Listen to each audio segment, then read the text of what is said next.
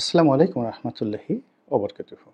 সম্মানিত দর্শক, বাংলাদেশের রাজনীতির যে প্রকৃতি এবং পরিবেশ, বলতে গেলে দিনের মধ্যে ৪ বার করে পরিবর্তন হচ্ছে।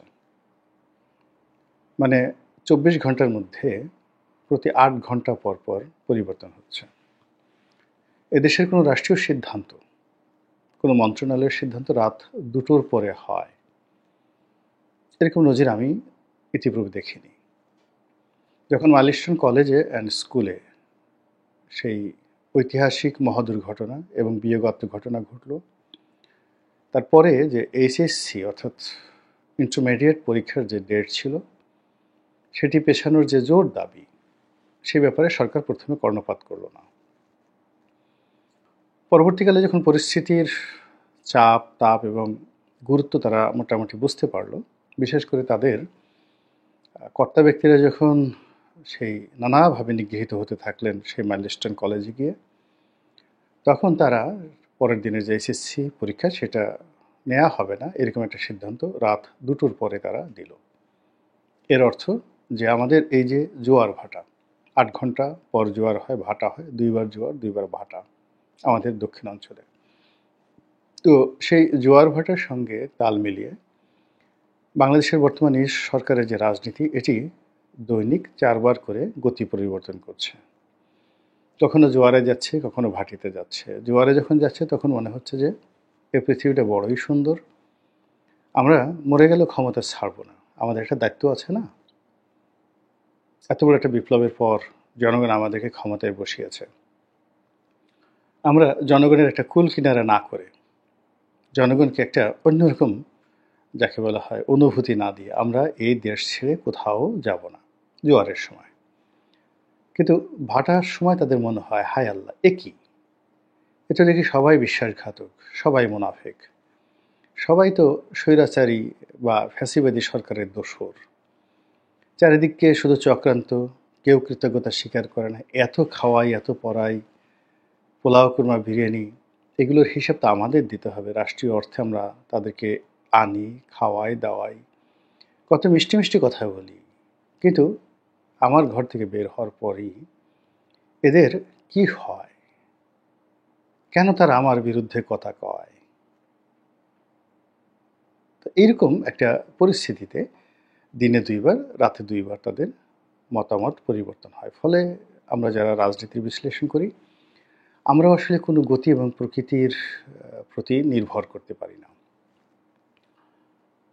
একবার মনে হয় যে জামাতের সঙ্গে এনসিপির সঙ্গে ডক্টর মোহাম্মদ ইউনূস এবং তার সরকারের একেবারে দহরম মহরম সম্পর্ক। যেমন সম্পর্ক ১৯৭১ সনে পাকিস্তান সরকারের সঙ্গে জামাতের ছিল, এবং জামাত বিশ্বাস করে তার বিশ্বস্ত লোকদেরকে এখানে রাজাকার, আলবদর আর শামস বাহিনীতে নিয়োগ দিয়েছিল, এবং যেভাবে জামাত তাদের শীর্ষ নেতাদেরকে সেই ইয়াহিয়া খানের যে প্রাদেশিক মন্ত্রী পরিষদ, অর্থাৎ যুদ্ধকালীন সময় বাংলাদেশে যে মন্ত্রী পরিষদ ছিল, সেই মন্ত্রী পরিষদে জামাত তাদের প্রার্থীদের দিয়েছিল ঠিক একইভাবে। এখন তারা যে ঝুঁকি নিয়েছে সেটা ৭১-এর চাইতে এই ঝুঁকি কোনো অংশে কম নয়। ৭১-এ বাংলাদেশে জামাতের যে স্থিতি ছিল, তাদের যে সংখ্যাগরিষ্ঠতা ছিল, তাদের অর্থনৈতিক ভিত্তি ছিল, সে তুলনায় এখন ১০০ গুণের বেশি ইন অল রেটিং তারা আছে। তো কাজে এখান থেকে যদি তারা বিচ্যুত হয়, পদচ্যুত হয়, ক্ষমতাচ্যুত হয় আর আঘাতপ্রাপ্ত হয় পুনরায়, আগেরবার তো আওয়ামী লীগ তাদেরকে না বুঝে আঘাত করেছে, আর এইবার যারা ক্ষমতায় আসবে, সেটা বিএনপি আসুক বা অন্য যে কেউ আসুক, তারা জামাতকে যে আঘাত করবে এটা বুঝে শুনে আঘাত করবে, এবং সেই দিক থেকে বর্তমান সরকার জামাতের জন্য সবচেয়ে নিরাপদ। আবার এনসিপি নামক যে নতুন দলটি গঠিত হয়েছে, তাদেরও ডক্টর মোহাম্মদ ইউনূস ছাড়া বিকল্প নেই, এবং যে কোনো মূল্যে সরকারের সঙ্গে তাদের থাকতে হবে। এই সহজ সরল হিসাব অনুযায়ী আমরা সরকার, জামাত, এনসিপি এদেরকে ঐক্যবদ্ধ রেখে এর বিপরীতে আমরা মনে করি যে বিএনপি বা অন্যান্য রাজনৈতিক শক্তিগুলো তারা একটা জটলা পাকানোর চেষ্টা করবে, কিন্তু এটা থাকে না। মানে পদ্মা নদীর তীরে যেমন পলি মাটি থাকে না, চর যেমন থাকে না, তারপরে কোনো স্থাপনা টিকে না, ঠিক তদ্রূপ আমাদের এদেশের যে রাজনৈতিক ঐক্য, সকালে যেটা বললাম বা যেটা দেখলাম, এটা বিকেলে এসে থাকে না। এখন অবস্থা দৃষ্টি মনে হচ্ছে যে জামাত এবং এনসিপি দুটোই সরকারের প্রতি নানা কারণে বিরক্ত, এবং তারা কোনো অবস্থাতেই ডক্টর মোহাম্মদ ইউনূসের উপর আস্থা রাখতে পারছে না।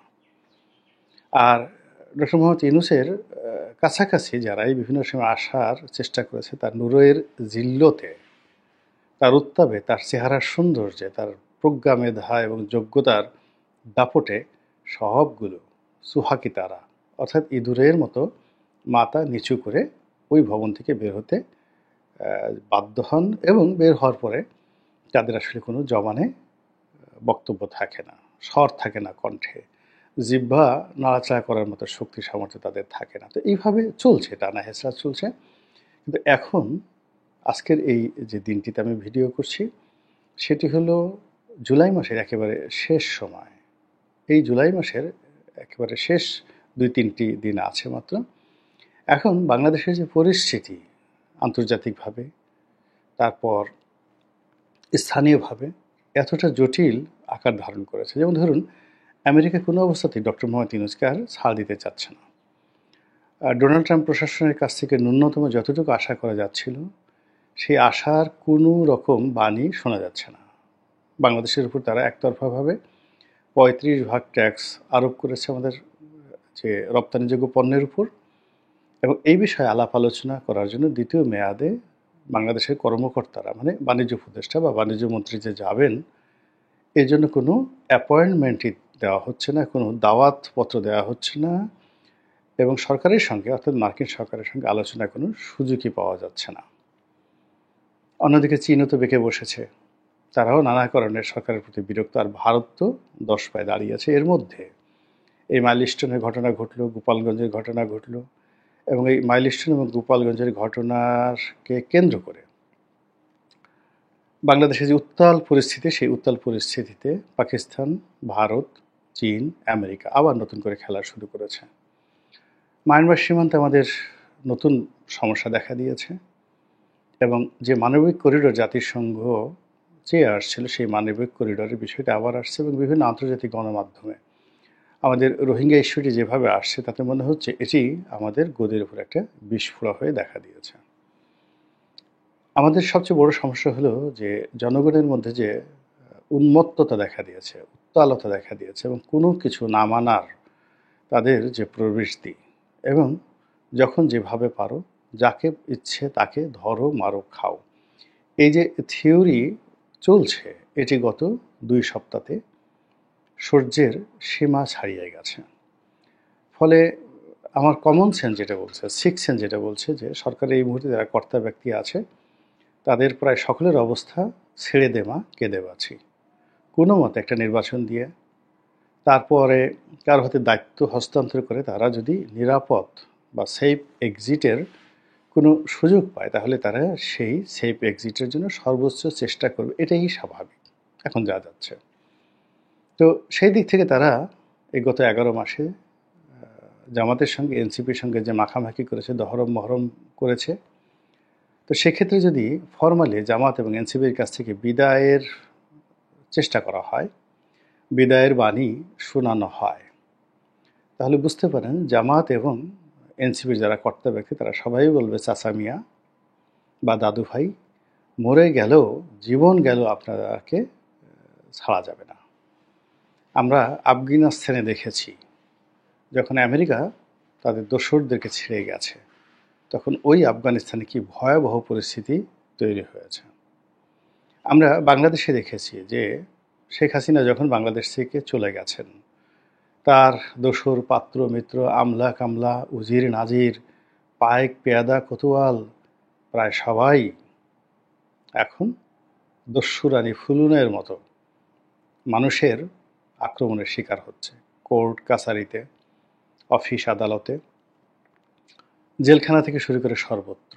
তো কাজেই আগামীতে এরকম একটা পরিবেশ যেন সৃষ্টি না হয়, এজন্য আপনাকে ছাড়া হবে না, এটা স্বাভাবিক। এবং এটা যদি ডক্টর মোহাম্মদ ইউনূস এই মেসেজটা বুঝে থাকেন, তাহলে তিনি তাদেরকে কখনোই সে কথা বলবেন না যে কথা তারা বিক্ষুব্ধ হয়ে ওঠে, এবং তিনি বিকল্প সেই ব্যবস্থা করবেন যে ব্যবস্থায় তার একটা নিরাপদ প্রস্থান হয় এবং তার জন্য তার সবচেয়ে বড় নিরাপদ যে অপশনগুলো, সে অপশন সামরিক বাহিনী, সে অপশন বিএনপি অথবা আওয়ামী লীগের মতো বড় দল বা দিল্লির মতো একটি কর্তৃত্ববাদী ব্যবস্থা। তো ঘটনা যাই হোক না কেন, এখন যেহেতু তাদের প্রথম এবং প্রধান যাকে বলা হয় লক্ষ্য এবং উদ্দেশ্য, এটি হলো একটা সেফ এক্সিট, নিরাপদে প্রস্থান। এখান থেকে সুন্দরভাবে, যেভাবে অতীতকালে মঈনুদ্দিন এবং ফখরুদ্দিন বাংলাদেশ থেকে আমেরিকা চলে গিয়েছিল এবং যেভাবে ৭৫-এর ১৫ই আগস্টের পর যারা কুশীলব ছিলেন তারা যেভাবে প্লেনে করে পালিয়ে যাওয়ার সুযোগ পেয়েছিলেন, তো সেক্ষেত্রে যদি বর্তমান সরকারের সব কিছু অস্বাভাবিক হয়, যদি স্বাভাবিক না চলে অস্বাভাবিক হয়, এবং সেক্ষেত্রে তাদের যে বিকল্প, সেই বিকল্প পথটি কোনো অবস্থাতেই সহজ হবে না, স্বাভাবিক হবে না, এবং তারা মানবিক কারণে, সঙ্গতির কারণেই একটা নিরাপদ প্রস্থান চাইবেন এবং সেই প্রস্থান দেওয়ার মতো একমাত্র সক্ষমতা রয়েছে বিএনপির। তো এই কারণে বিএনপির যে চেয়ারপারসন, ভারপ্রাপ্ত চেয়ারপারসন বা চেয়ারম্যান জনাব তারেক রহমান সাহেবের সঙ্গে ডক্টর মোহাম্মদ ইউনূসের যে বৈঠক, এই বৈঠকটি বাংলাদেশের রাজনীতিতে রীতিমতো আগুন ধরিয়ে দিয়েছিল। এই বৈঠকের ফলে চরমোনাই, জামাত ইসলামী, এনসিপি সবাই বিক্ষুব্ধ হয়েছিল। আবার সেই বিক্ষোভ কিছুটা কমতে না কমতেই যে প্রবলেমগুলো এই ভিডিওর শুরুতে বলেছিলাম, যে মায়ানমার সীমান্তে মানবিক করিডর, পাহাড়ে সমস্যা, আমেরিকাতে শুল্ক সমস্যা, মাইলস্টোন স্কুল অ্যান্ড কলেজে জঙ্গি বিমান আশ্রয় পড়া, তারপর বহু হতাহত এবং একই সঙ্গে গোপালগঞ্জের নির্মম ঘটনা, সব মিলিয়ে সরকারকে একটা ত্রাহি অবস্থার মধ্যে ফেলে দিয়েছে। এর মধ্যে ভারতীয় ঊর্ধ্বতন সেনা কর্মকর্তাদের নড়াচড়া, তাদের ঘন ঘন দিল্লি থেকে কলকাতায় আসা, কলকাতা থেকে শিলিগুড়ি যাওয়া, এই জিনিসগুলো আমাদের দেশে কিন্তু মারাত্মক আতঙ্ক সৃষ্টি করেছে। তো সেই আতঙ্ক যে সরকারকে ধরবে না বা সরকারকে পেয়ে উঠবে না, সরকার এত বড় বীর হয়ে গেছে, সাহসী হয়ে গেছে, এটা মনে করার কোনো কারণ নেই। তো সঙ্গতির কারণেই তারা বিকল্প পথ খুঁজবে। এবং আওয়ামী লীগের দেখেন যে বড় বড় কর্তা ব্যক্তি যারা খুব হুমকি ধামকি দিত, পালাবো না, দেশ ছেড়ে যাবো না, মেরে ফেলবো, কেটে ফেলবো, খেলা হবে, হ্যাং হবে, ত্যাং হবে, সবার আগে নিরাপদে নিশ্চিন্তে স্ত্রী পুত্র সন্তান সহ সপরিবারে এই মানুষগুলো ভেগে গিয়েছে। এবং এটা সবসময় হয়, সবসময়ই যারা খুব হম্বিতম্বি করে তারাই সবার আগে ভাগে। ফলে এখন যারা খুব হম্বিতম্বি করছেন, খুব বড় বড় কথা বলছেন, দম্ভ দেখাচ্ছেন, আপনি দেখবেন যে পালানোর ক্ষেত্রে যদি অপশন এসে যায়, তারা দরকার হলে দু হাতকে পাখা বানিয়ে ফেলবে। তারা এখান থেকে উড়াল দিয়ে সোজা নেপালে চলে যাবে, হিমালয়ের পাদদেশে, অথবা তারা শরীরের সাথে মেশিন লাগাবে, অথবা তারা জিন পরি ভূত হবে, অথবা তারা জাদু মন্ত্র দিয়ে নিজেদেরকে অদৃশ্য করে ফেলবে। যেভাবে হোক না কেন আপনি এদের বেশিরভাগ লোককে খুঁজে পাবেন না। একটা চমৎকারভাবে কোথায় যেতে হবে এই ফন্দি ফিকির আগে রেডি করে তারপরে কিন্তু সবাই বড় বড় কথা বলছেন। এটাই হলো প্রকৃতির নিয়ম। তো সেদিক থেকে ধরুন যে তাদের যে সেফ এক্সিট যদি বিএনপির সঙ্গে সমঝোতার মাধ্যমে নিতে হয়, তাহলে এখন জামাতের সঙ্গে এবং এনসিপির সঙ্গে তাদের যে দহরম মহরম সম্পর্ক চলছে, এটা থাকবে না। আর সেক্ষেত্রে বলতে গেলে আমরা যেটিকে শব্দে বলি যে বলির পাঠা, সেই বলির পাঠা বানানোর ক্ষেত্রে জামাত এবং এনসিপি ব্যবহৃত হবে, এটাই স্বাভাবিক। এবং বিএনপি যখন ক্ষমতায় আসবে তখন এসে বলেন তো, এই গত কয়েক মাসে যা কিছু ঘটছে, বিএনপি ক্ষমতায় আসলে, কিংবা ধরুন আওয়ামী লীগ আসলো, কিংবা ধরেন সেনাবাহিনী আসলো, কিংবা অন্য যে কোনো প্রক্রিয়াতে জামাত আর এনসিপি তারা ক্ষমতার কাছাকাছি আসলো না। তো সেক্ষেত্রে জামাত এবং এনসিপিকে কিভাবে যারা রাষ্ট্র ক্ষমতায় থাকবেন তারা চুম্বন দিবেন, কিভাবে আলিঙ্গন করবেন, কিভাবে আদর যত্ন করবেন, সেই বিষয়গুলো না হয় না ভাবলেন, কিন্তু তারা যে বিপদে পড়বে, তারা যে বলির পাঠা হবে, এতে কোনো রকম সন্দেহ নাই। মহান আল্লাহ আমাদের সবাইকে হেদায়েত দান করুন এবং হেফাজত করুন। আসসালামু আলাইকুম ওয়া রাহমাতুল্লাহি ওয়া বারাকাতুহু।